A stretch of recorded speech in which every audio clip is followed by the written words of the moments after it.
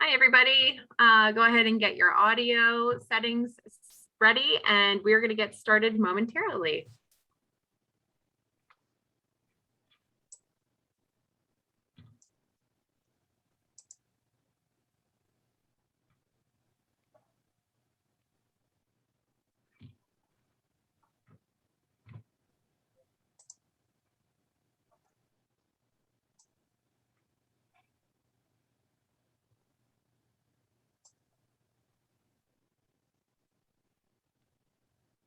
And all right, it's 12 o'clock, and welcome everybody to Penn State Berks LionSide Chats. Come on in and welcome to our campus. We're so glad that you could join us today. My name is Sonia Delacueto, and I'm one of 3 LionSide Chat moderators working alongside Dawn Pfeiffer-Wright and Dr. Ryan Hassler. Before we get started, we wanted to share that you should please feel free to submit questions throughout the program via the Q&A feature, and that we're going to address these questions following the presentation. We will not be utilizing the raise hand feature. Once the presentation concludes, we will facilitate a discussion with our panelists. We are also going to be recording today's session so you can revisit the topic or even share the experience with friends and family or even students, right? So we would like to welcome, sorry, my screen's not advancing because that's how things work sometimes. Michelle Peasley, the Student Disability Resources Coordinator here at Penn State Berks, and Lynn Pierce, a doctoral candidate at Penn State University, who will be speaking on dogs in the classroom and on campus. Let me just get my screen shared. You're all good, Lynn. Thank you so much. And Michelle for joining us today. All right. So, dogs in the classroom and on campus. And I've got a little overview of what we're going to be covering today. So briefly going over some categories of animals that you might encounter on campus, the difference between some different categories of animals, the relevant campus policies and state and federal laws that pertain particularly to service dog teams, and how to respectfully interact with service dog handlers. So I'm going to jump right in because there is quite a bit of content, and then hopefully we'll have some time for questions at the end. So different kinds of animals that might be on campus. So sitting down and just kind of brainstorming a list, right? We might encounter pets, especially people from the community walking through campus with their pets. Therapy animals, which we'll discuss a little bit more. Animals that are being used for research. Emotional support animals, which we'll also discuss more. Mascots, other kinds of university animals, canines that might be involved with law enforcement, and service animals, which obviously will become kind of the focus of this talk. So in general, SYO 7 is the campus policy that governs control of animals broadly. And here's the full policy. Basically, what it boils down to is that if animals are going to be on campus, they need to be leashed, they can't be tethered, and they can't be in a university building or on public transport, with the exceptions in the last paragraph, which are service animals, animals being used for research, animals being used to carry out a functional responsibility. So that could involve like a facility dog or a therapy dog that we'll discuss more. And then anywhere that's actually designed or constructed to house animals. So defining working dogs. There are 3 main categories of dogs that we're going to talk just a little bit more about. And it's partially because they're really commonly confused. So those are service dogs or assistance animals. These also can be called service animals, assistance dogs, any kind of combination of assistance and service or dog and animal. Therapy dogs, which can also be called facility dogs. And you're already seeing why this is confusing because we can't even decide what to call these things. And emotional support animals. So these are actually all really distinct kinds of working dogs that all have their own role and their own policies or laws that relate to them. And they're not interchangeable categories, but what we see a lot in public is that people are conflating these and kind of using these terms interchangeably. So we're going to go through each of these types and define them and kind of look at them in comparison, and then get a little bit more into service dogs in particular. So starting with emotional support animals. Emotional support animals, which gets abbreviated to ESAs, are pets that mitigate symptoms of a disability, and these are documented as an ESA by the individual who has the ESA. Their treatment team will provide documentation. And ESAs are not permitted in non-pet friendly environments. And basically the purpose of ESAs is they're defined under the Fair Housing Act, which is a law that, among other things, handles equity for disabilities in housing. So the whole point is that if somebody has a pet that is mitigating their disability symptoms, that they have equal access to housing and aren't being discriminated against and confined only to pet-friendly housing, especially as that is rare in certain places. There used to be a lot of confusion because ESAs were also allowed under the Department of Transportation's Aircraft Carrier Access Act, which is why every time I give this kind of talk, I have to talk about the peacock on the airplane. Yeah. And as of 2021, the DOT made an amendment to the Aircraft Carrier Access Act that says that ESAs are no longer allowed on airplanes, and also changes a little bit how the service dog process for air travel works. So hopefully that won't be quite so confusing moving forward, because I think one of the really unfortunate things with ESAs is they get kind of this bad rap, right? It's the peacock on the airplane, or whoever was trying to bring a snake or an alligator or something on an airplane, and they kind of become the butt of everybody's joke. And I think it's really unfortunate because ESAs really can be a super important tool for people with disabilities to give them a residential companion so that they're not living alone, can motivate them to actually get up in the morning and do their daily tasks as well as caring for this animal. So it's really important. And I'm hoping that that will, help with the housing protections, that it isn't kind of becoming a circus all the time with the air travel. So therapy and facility dogs are another category. These are actually really interesting. I think some people have seen this with like volunteers in hospitals who are going in with their dog or other animal and visiting people, providing company. The key here is that therapy dogs are working with an individual to provide therapeutic services to others. They're not working for the person that's handling them. And they're actually becoming more common. This role is expanding. So one of the things that you're seeing a lot in the last few years is that programs who train service dogs often will take their dogs that aren't quite the caliber for a service dog, but still would really like a job. And they'll place them with a fire department or a paramedic response team, or we're seeing more dogs in courthouses providing victim support. And the real key here is that the therapy dog handlers have an agreement with each facility that they're going to go into that allows for access. So they don't have what's called public access rights, which we'll talk about in a moment with service dogs. But they do negotiate with each of the sites that they'd like to visit. So if I were going to take my dog into a library for a reading program where kids go in and read to the dogs to provide motivation for literacy, I would talk to the library, and the library would tell me what it is that they want me to do or to provide. That might be a certificate. There are several floating around for therapy and facility dogs. That might be a canine good citizenship test, which is something that a lot of different training facilities will do. That's kind of a low-level behavior test, just kind of guarantees a little bit more that the dog isn't dangerous. That might just be observable behavior that the library would like to see, and that if we're outside of that, we would be asked to leave.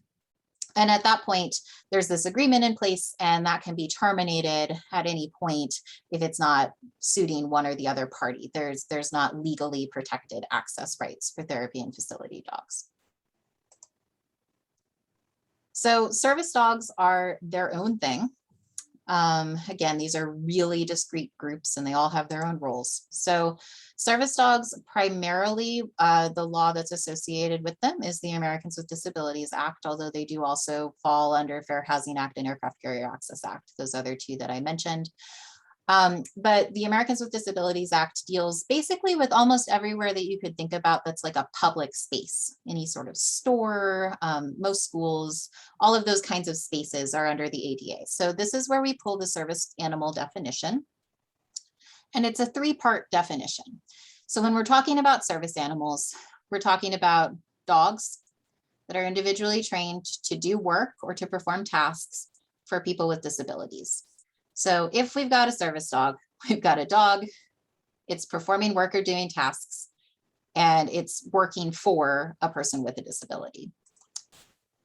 Under the ADA, disability is defined as a physical or mental impairment that substantially limits one or more major life activities. And this could be any number of different things. So I think a lot of people still think of service dogs as doing guide work or maybe mobility work, but there are in fact service dogs who are doing lots and lots of different kinds of tasks.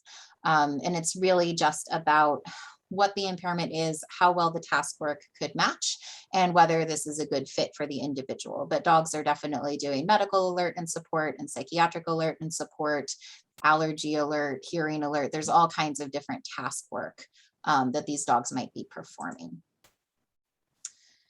And how public access works is that so legally, service dogs qualify basically as medical equipment or an assistive device because they're directly mitigating the symptoms of someone with a disability. They're providing essential service for a disability. And so because of that, access to the environment is required without documentation, although we'll talk about this a little bit more. Gatekeepers may ask if the dog is a service dog and the tasks that the dog is trained to perform, just to make sure that it is a service dog. But there's no proof, there's no documentation of training or anything like that that can be requested. And because the service dogs are doing necessary medical support and they are medical equipment, essentially, furry, breathing, sometimes annoying medical equipment, but medical equipment. Service dog handlers, as people with disabilities, have public access rights, meaning that they need to be able to integrate fully into society and to be in public spaces and seek public services.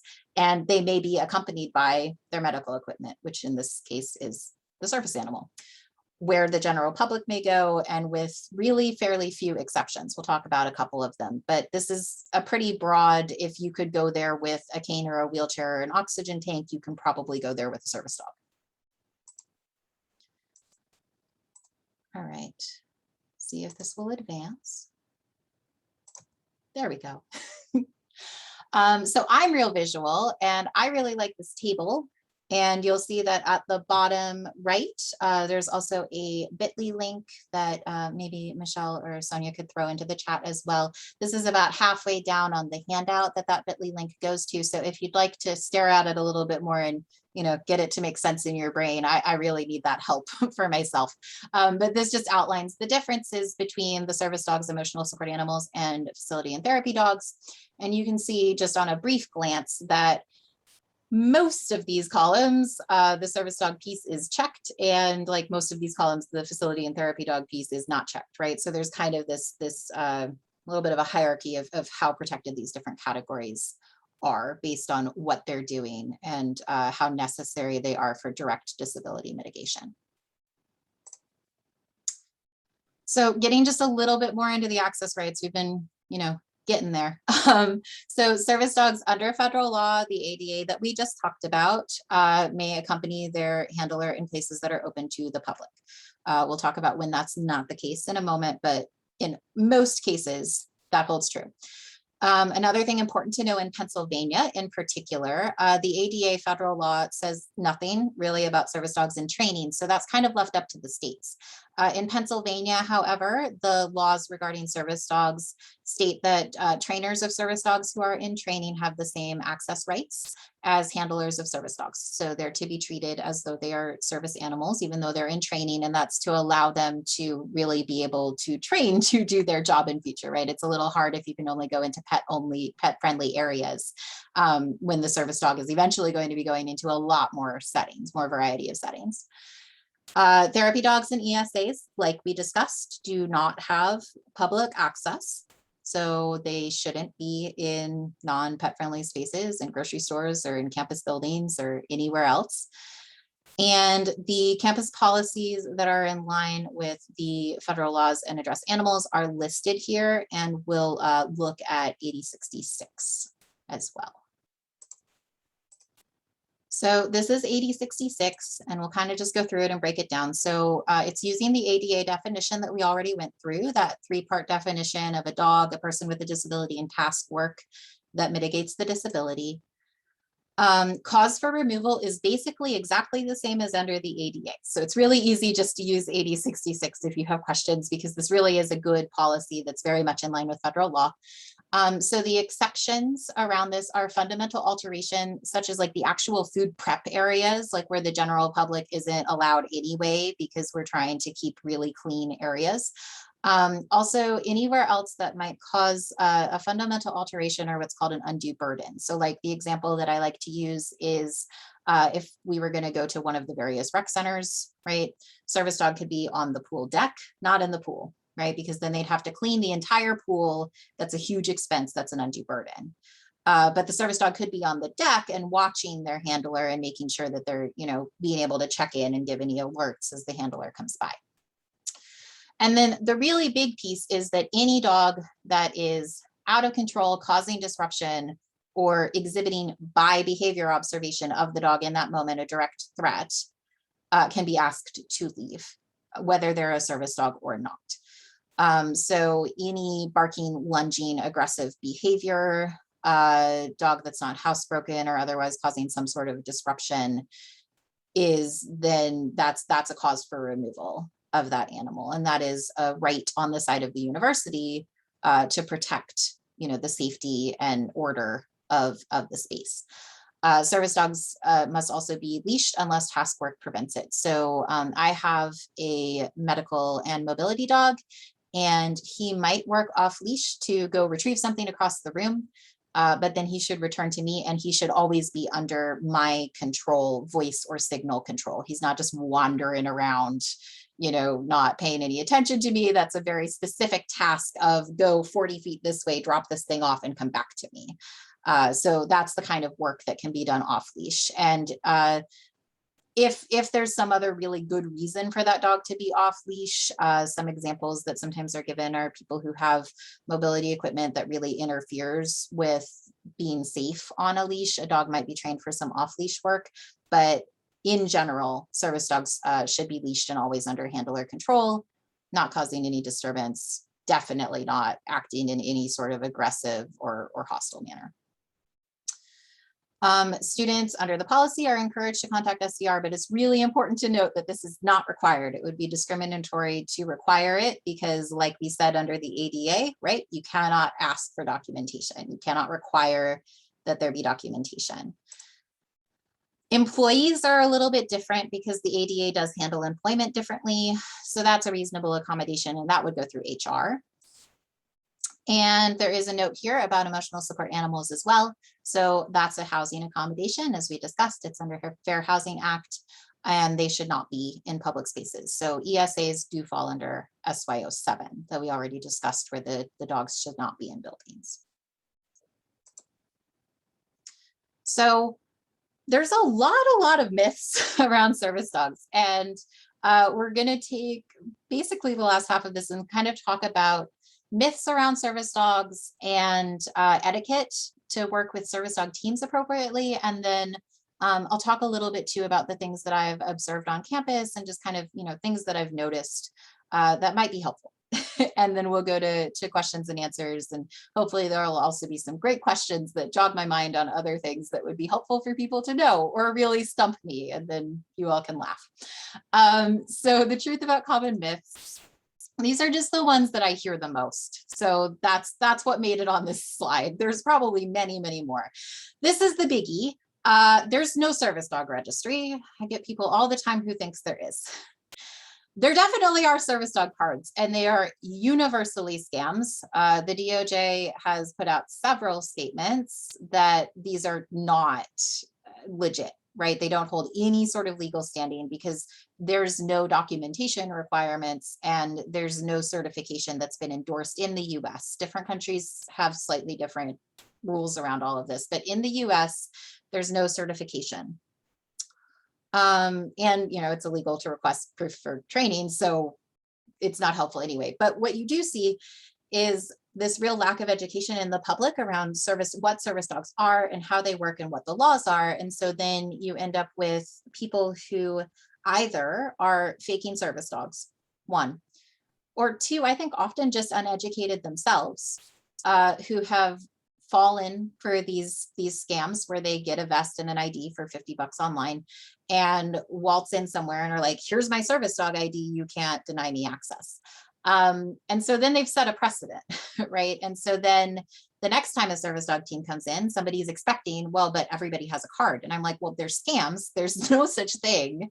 What is it that you want to see? And nobody can tell me what they want to see. There's just this pervasive idea that there must be something, right? There must be something that you can show me. So this is the really big one for me to like myth bust. There's no service dog registry. And I become really suspicious personally of teams that have some kind of card or ID, because best case scenario, they've unfortunately fallen for a scam. Worst case scenario, maybe they know that they're not quite legit and they're trying to skate by. So there's my 2 cents.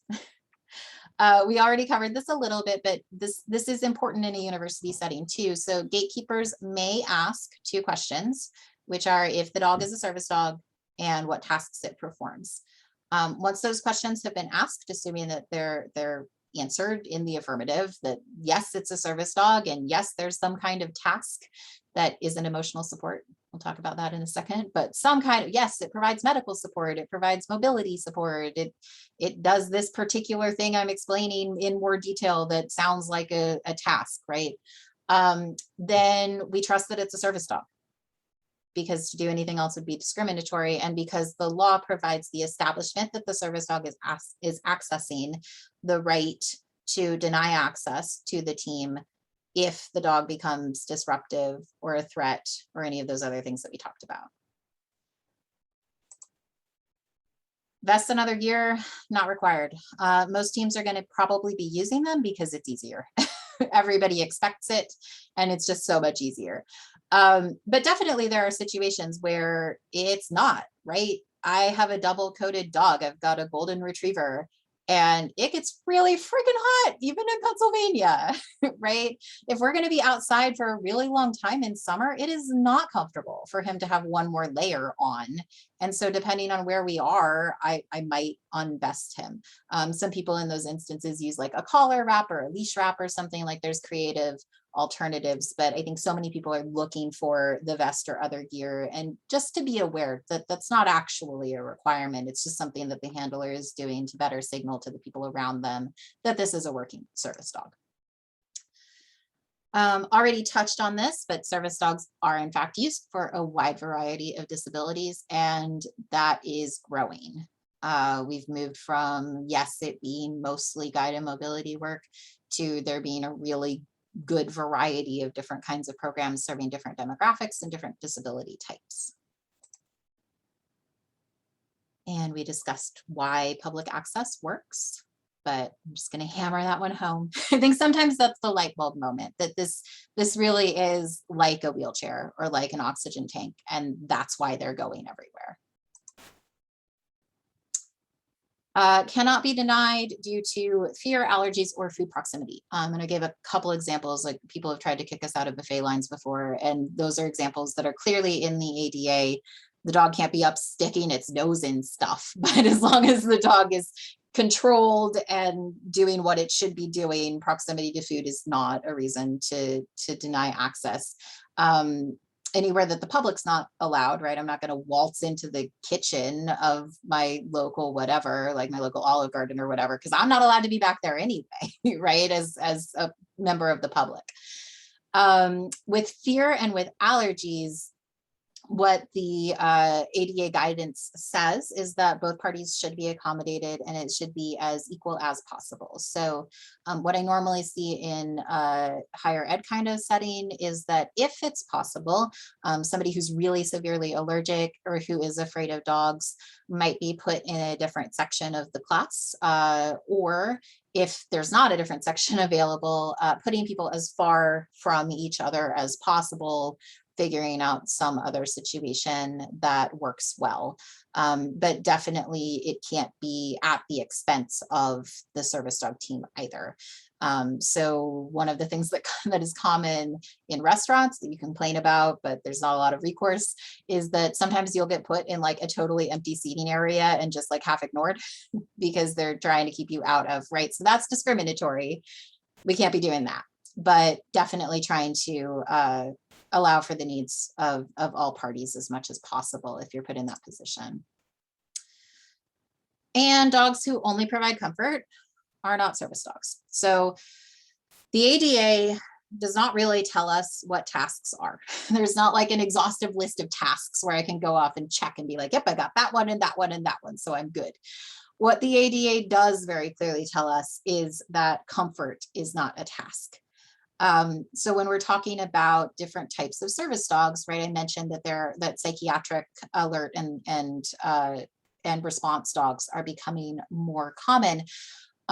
Those dogs are trained for task work. It's just around mental health related triggers. So if their handler is becoming dissociative, they may be trained to do some sort of interrupt or some sort of alert until they get a response, like more and more aggressively bumping the person's knee or licking their hand or something until they get a response.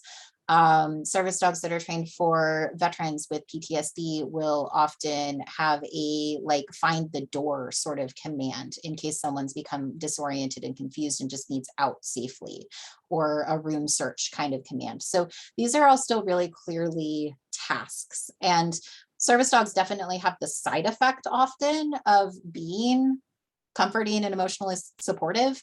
But if that's all they're doing, then that doesn't rise to the level of task work. And so they would not be considered service dogs. They would be ESAs.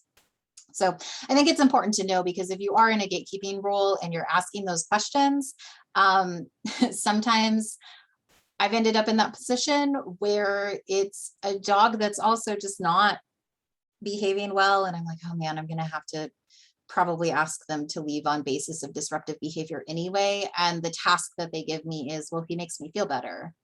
And I'm like, great, that's not a task, you know, is this dog an ESA, right? Because if it's an ESA, then maybe if I'm in a gatekeeping role, I need to be doing some education around SY07, around the fact that ESAs are not permitted in public spaces. And I don't generally go straight to this person must be trying to scam me, just with the knowledge that there is a lot of misunderstanding in the general public. So I think taking it from an education perspective is really helpful, but just so everyone is clear on the fact that that is one of the things that decidedly does not fall under task work as defined by the ADA. Basic etiquette. I'm going to hammer this one home a little bit, so bear with me. But I think the thing to understand is that literally everything on the next two slides I have encountered, some of it frequently. So this may seem insulting, like, oh my gosh, I would never do that. If that's you, please be aware that other people do it. And then be prepared to be an ally for handlers if you see other people doing it, right? I guess is how I would present that. If you're just like, oh my God, I'd never. So don't talk to, whistle, coo, or bark at the team. It's always very disconcerting when I get followed down the street with people barking at me. I don't know what to do with that. There's not an Emily Post guide. Petting, asking to pet. The dog is working. Probably you're going to get told no, and probably the handler has already been asked like 5 times. So it's just really more respectful, like to recognize that if this is clearly a service dog, probably it's working. Definitely don't offer food. Tapping your leg, clapping your hands, calling to the dog, talking to the dog instead of the handler. And this includes praising the dog. You don't know what my dog's standards of behavior are. And if you talk to him, you're distracting him, and then you're telling him that he's good, and he was just distracted by you. So you've just set him up for failure, and now I have to correct him. Just really isn't a good situation. Don't talk about me when I can hear you.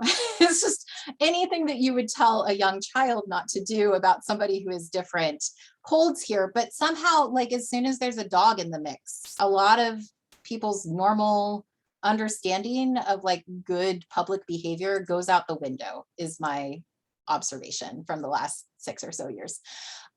Basically anything that makes me feel like I am there for your entertainment in some way, shape, or form, draws unwanted attention to us, or may undermine his training, really not a good plan. And I think it's also important to understand that distracting a service dog may actually be dangerous for the handler. You don't know what that dog is there for. If you distract that dog and it misses an alert and this handler is now having a seizure, it's because the dog was distracted, right? And missed his alert and the handler couldn't do what they needed to do. So just being aware that it's aggravating and annoying, but it can also actually be dangerous. So it's like a whole other level of disrespectful. The most polite thing that you can possibly do is to ignore the dog and to treat the handler just like you would everybody else, with the exception of if you have to ask those 2 questions to determine access. And like I said, I'm going to beat this a little bit much, but other examples of questions and comments to avoid, right? Just things that I've heard. What's wrong with you? People ask me all the time, what's wrong with you? But you don't look disabled, or but you're not blind. Like, yes, very good. And this is not a guide dog. What's his name? This one's really problematic. I know that people think that they're being friendly. A lot of service dog handlers have a second fake name that they use for their service dog so that they're not telling the public what their service dog's name is, because what's going to happen, right? 60 to 80% of the time, if I give you my dog's name, that person is then saying his name and reaching for him because I've built this rapport and kind of given permission. Not really, you shouldn't be touching things that aren't yours, including dogs, but it definitely encourages that feeling of closeness that I think people are looking for when they ask that. It's just really problematic. How old is he? What breed is he? Boy or girl? Like, these are the only questions I ever get asked. I literally have been complimented on my t-shirt and responded with, oh yeah, he knows. Because that's my standard line to, he's so pretty, or he's so good, or he's so cute, which is like all I ever hear. And it took me half a block before I realized that this person probably just thinks that I am absolutely off my head. Because that's literally all anybody ever talks to me about, right? Is comments on my service dog. I know I'm supposed to pet him, but I can't resist it. Bonus points if you're already reaching for my dog. It was fine. I can pet him because I love dogs. Are you training him? We already talked about praising the dog. I have a friend too. These are my favorite. Or do you know my friend who has a service dog in California? That happens with this too. But I have a friend or my uncles, whatever, trained service dogs, and I don't want to talk to you in Starbucks. I'm a real introvert anyway, so it's really hard for me to do. He looks just like my dog. And then I always have this like Schrodinger's dog moment where I don't know if the dog in the story is alive or dead. I have literally had a grown woman in Starbucks sobbing hysterically because my golden retriever looks just like her Rottweiler who died when she was 8. I mean, like, it happens. So I don't really care about your dog. Won't you be sad when he dies? That's just what I want to hear in the supermarket checkout line. Like, what? So if you wouldn't do it or ask it about any other medical equipment, it's not appropriate with service dog team either.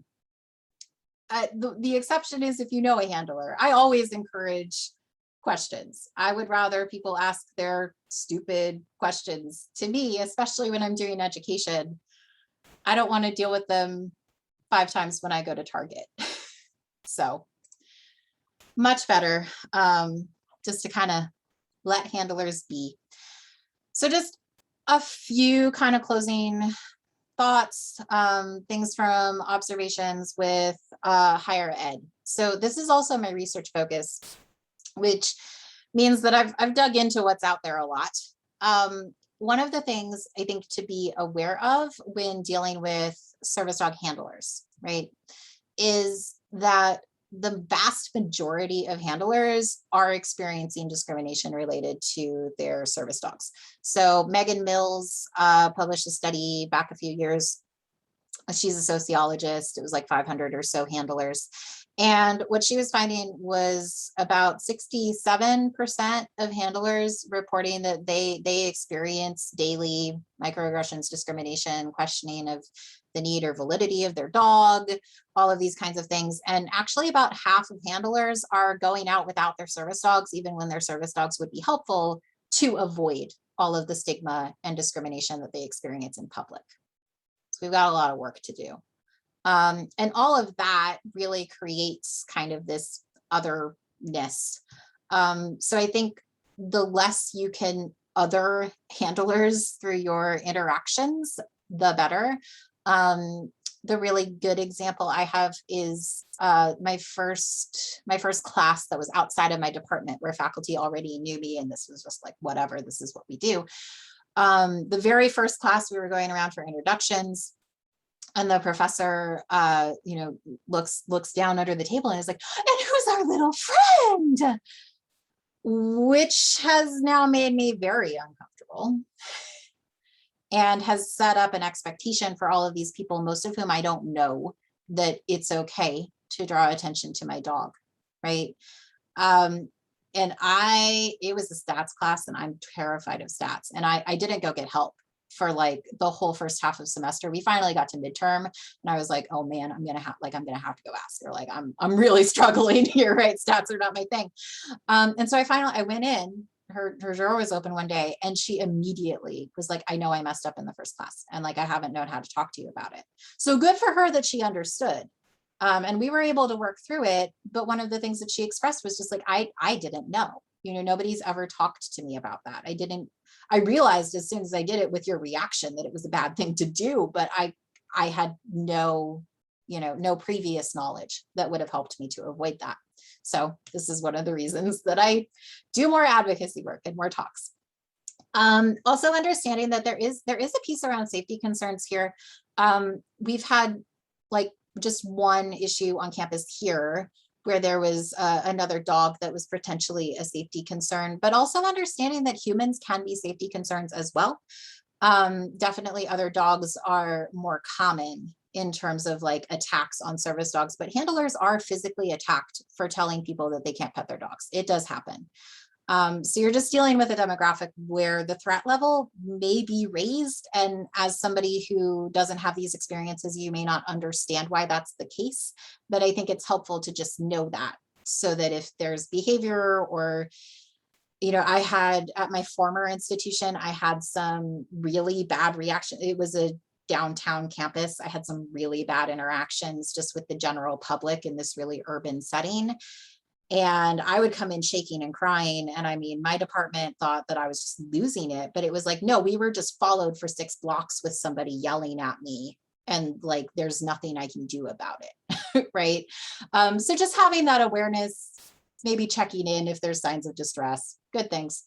Understanding that this is a job on its own, and there's a lot of maintenance of training and the team dynamic that happen. And that goes up the more people deal with situations where people are distracting the dog. We definitely have bad weeks on campus where he's been distracted and talked to and called and all of these things a lot. And we're just getting heckled a lot that week, where instead of getting to relax on Saturday, I get to go to Petco or Lowe's or Home Depot or somewhere and just do refocusing training and literally correct him and basically get on him every time he looks anywhere other than me to wash all that out. And it's not fun, and it's not fair to either of us, but we have to be able to work in public, right? Or I lose the disability support that I need. So it really is important that there be kind of a social norm that it's not okay to distract teams. I also think it's important to think about the impacts of COVID. We have a bunch of working dogs who, like all of us, have been sitting at home probably for most of the last year and a half. If you are struggling to get back into your 9 to 5 or whatever it looks like for you, these dogs definitely are. Dogs in particular need so much around routine and repeating things in their training. A lot of teams are going to be struggling a little bit. So I guess I'm just asking people to have grace with us and maybe to see if there's a way that you can support, right? Because handlers might have some ideas of what you could do in your classroom. If you're going to be teaching a handler, that would be supportive to kind of this retraining and getting these dogs refocused a little bit. From a faculty and staff perspective, I think just recognizing it's a disability concern. I think people are always a little bit worried about distraction in class or disruptions. They're dogs. they're not robots. One of my most mortifying moments in my master's program was sitting in a final, and he had fallen asleep, and we're like halfway through this final, and all of a sudden he's doing his little running after things and in his sleep, and I'm like having to kick him under the table, like, no, wake up, we're in a final, that's not okay. And it was fun, right? Everybody laughed. Probably some people were distracted for a few minutes. I was obviously super embarrassed, but like we got through it, So I think it's just understanding that if there's actually a disruption or a threat, there is the right to exclude the service dog, and a really responsible handler. If he's having an off day and he's sick, or he's just clearly over it, and I'm not sure that I can predict the behavior, I'm going to be removing him anyway, right? A really responsible handler doesn't want to put their service dog in that position of having to be excluded. They want to go outside, maybe even just for 10 minutes, refocus the dog, come back. That on its own might fix it. So I think it's just understanding that's a really wide spectrum. And if it gets to the point where it's clearly a problem, then there is the right to exclude the dog. I think a lot of it is that people have some inexperience dealing with people with disabilities, and kind of that discomfort with being a gatekeeper, which I think Michelle is also going to have a few words and may be able to help people with that. But I guess I would just put the focus on kind of the handler experience, and trying to have sort of that cultural awareness that this is a really different experience that handlers are having, especially in higher ed. It's very different from their peers, some of the challenges that they may be experiencing, and just really having empathy around that, being able to kind of meet students where they are. There is, again, the bit.ly link, as well as the QR code, if that's more convenient for people. I'll hand it back over. Pierce, thank you so much. That was wonderful. I'm like taking notes and absorbing as we go along, and I will have to reference the presentation again myself, but good stuff today. And now I'd like to turn it over to Michelle Peasley, who's going to share some more student disability resources specific information and get our Q&A started. So hello, everyone. For anyone who doesn't know me, I'm Michelle Peasley. I'm the Student Disability Resources Coordinator at Berks. And in Student Disability Resources, we work with students who have those academic accommodations. And so, as you may have picked up on, when a student has a service dog or a service dog in training, there's not this process that individual would be following before they're on campus and with their service dog. They will come to campus with their service dog. But when a student is requesting extended time on tests, for example, they're going to be disclosing to me. I'm going to know who they are. They're going to be giving me documentation. We're going to be engaging in conversations. We're going to be figuring out what would be appropriate academic accommodations. Again, with a service dog, that won't happen. I do encourage students to swing by, to connect maybe versus register, because I do want students to be aware of the policy, the AD 66, and how, we don't want to set your dog up for failure, whether it's in training or an active service dog. And just to be aware of, there may be some scenarios where, should there be a disruption or a threat, your dog may be asked to be removed from the campus. But they won't be coming to faculty with an accommodation letter. Now, when it comes to the emotional support animal,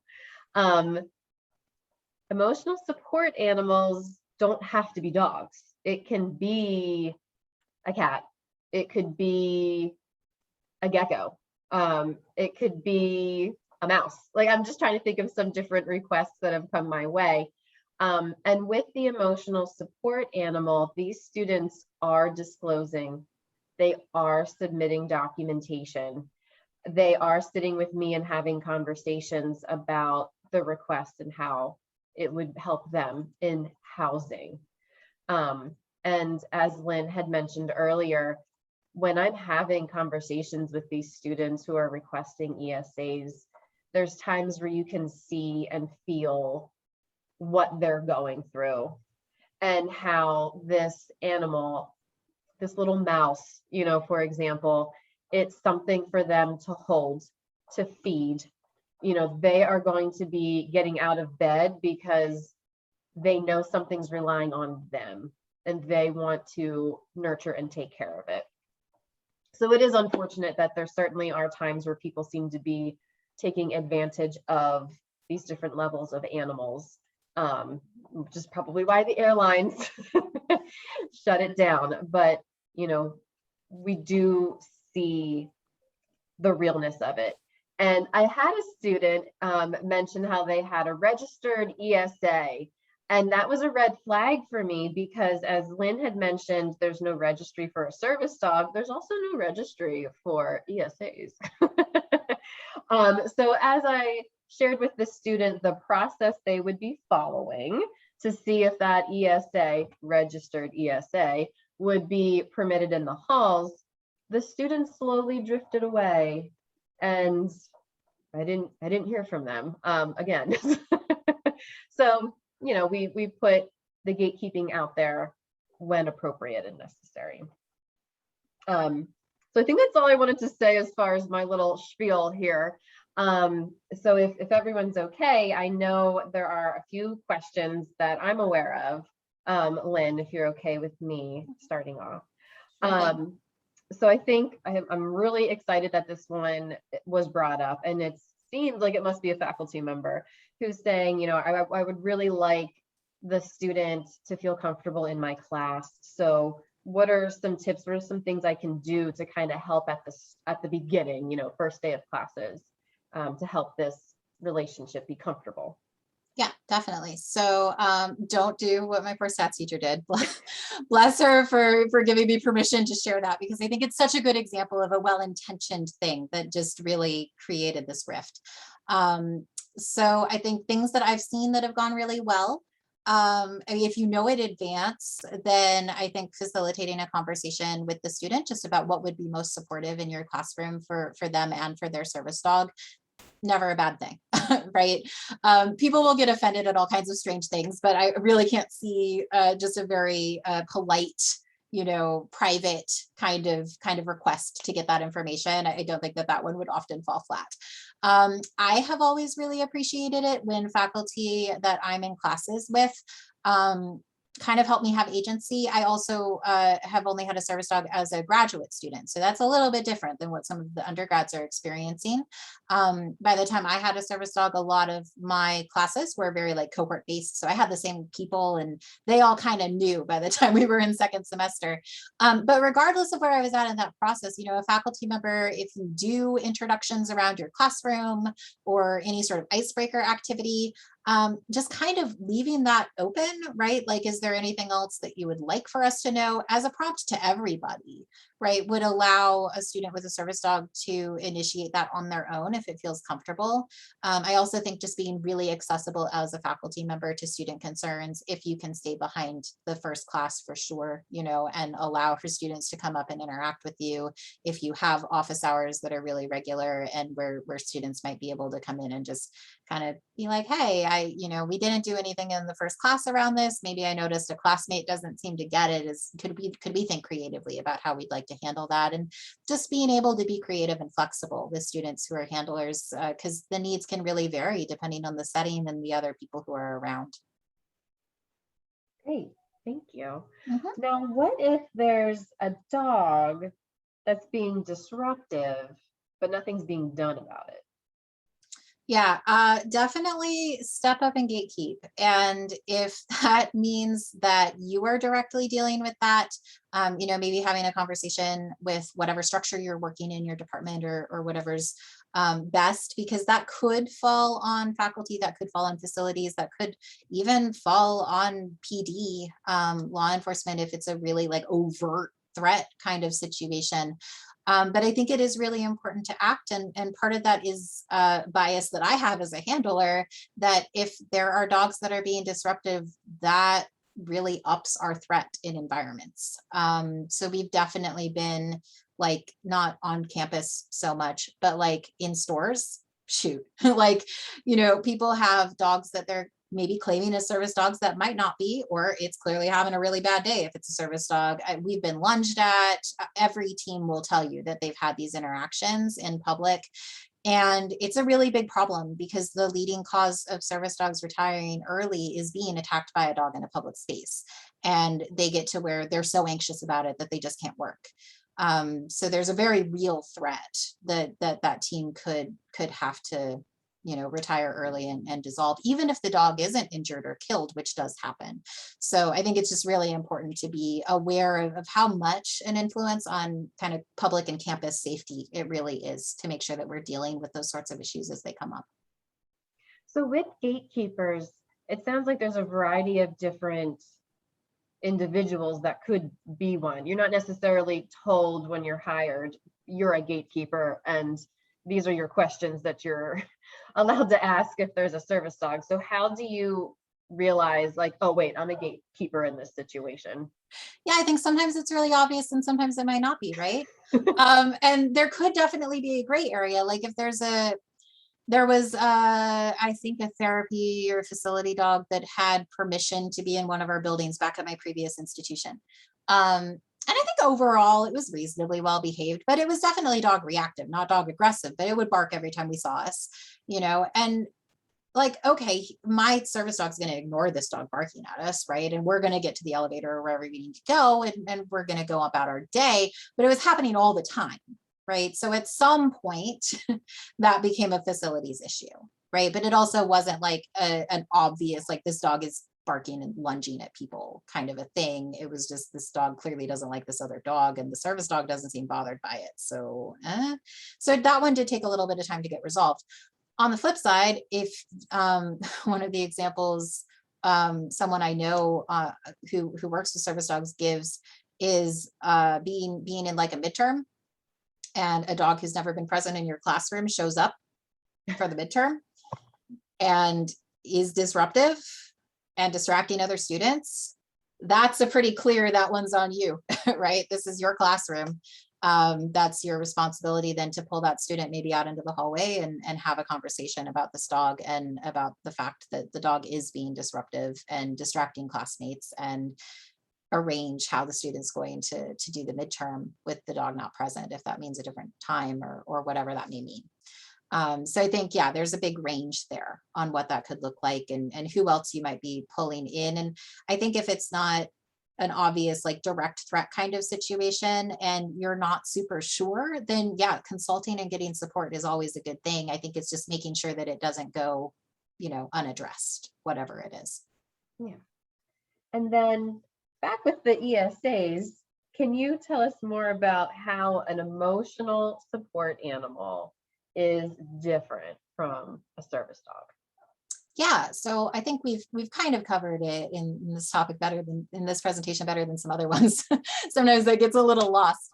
But I think the best thing really there is to just give an example. So I have a service dog, and he is for medical alert and mobility.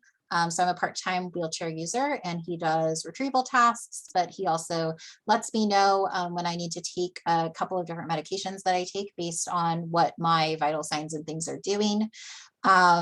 He does door buttons, although he gets thoroughly overexcited about door buttons. So sometimes he doesn't, because I don't want to watch him prance in front of the door button and be like, I get to do the door button. It's adorable, but it takes extra time and people look at us funny. Right, it's very cute, but he's definitely a really integral part of particularly my medication management. I have several different things going on that it's hard for me to tell, and sometimes things sneak up on me, and he can reliably tell me with a good 10 to 20 minute window before I would ever notice, even if I was paying attention, which can be the difference between my medication kicking in, say for a migraine, and not having to go home, and me being able to take my medication, maybe put on my blue blockers and teach or be in my class. My friend has an ESA, an adorable cat.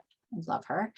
And my friend definitely relies on this cat to, like we've said a few other times, right? Get up in the morning, actually get dressed and feed the cat. And also experiences a lot less anxiety, just not being the only living thing in the house.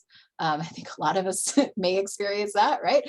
As well as just really having that comfort and that kind of stress relief of, having something to cuddle with and to be, watch things on the couch or whatever.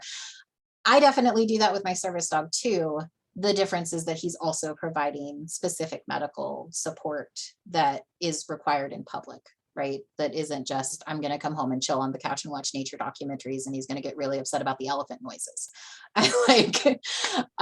Which can be really important, right? That can be life-changing for people. And I definitely have, I'm a mental health clinician. I've definitely signed off on ESA letters, and it's been for things, right? Like really, really active postpartum depression and a spouse that was going to be deployed for most of the time, and they're moving and they're trying to find housing, and she's not going to have any support, right, that she was used to. Like, that's a really clear case of this is going to drastically limit their housing options if she can't get this documentation that this animal is necessary.